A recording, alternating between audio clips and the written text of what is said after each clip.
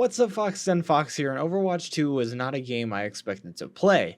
With that said, I've been having a lot of fun with it, and because I am weird, the first thing that I thought of was playing it on some potato graphics, and I have a not-so-gaming-focused laptop. I have the Samsung Book 2 Pro 360, which has an i7 1260p, which has 4 performance cores and 8 efficiency cores with 16 threads in total.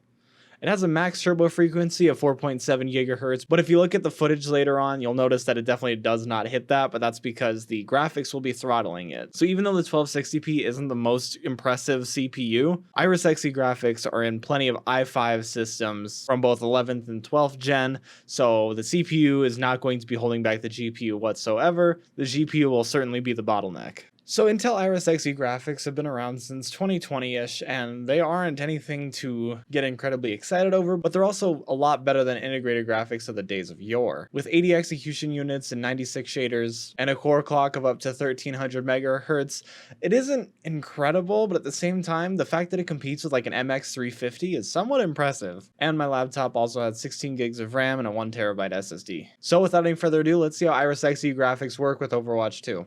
And I gotta say, I'm surprised. I was expecting better. At 1080p with the lowest settings, Overwatch 2 ran with an average frame rate of 35.5, so straight down the middle. I'm not gonna give it 36.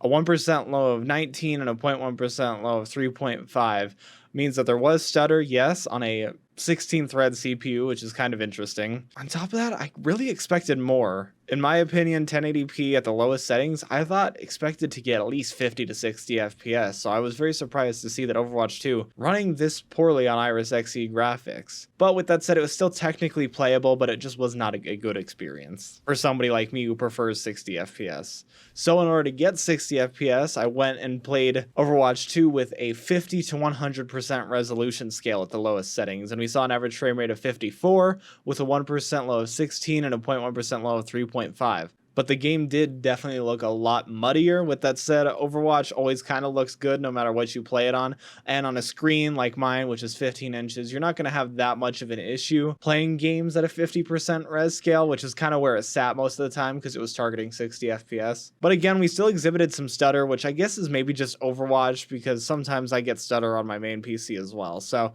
for now, I think the 0.1% lows are sort of TBD, but it still wasn't a fantastic experience on Iris Xe graphics. And last but not least, I just decided to do lowest settings with native 720p res, and we saw almost the same as with 50 to 100% resolution scale. So we saw an average frame rate of 53.5, so not quite the same as 53.9 from 50 to 100% res scale, but because 720p isn't quite 50%, I think that it is worth it to just play this game at native 720p. We saw a 1% low of 16 and a 0.1% low of 13, so we also saw the best 1% and 0.1% lows from this, so take with that what you will.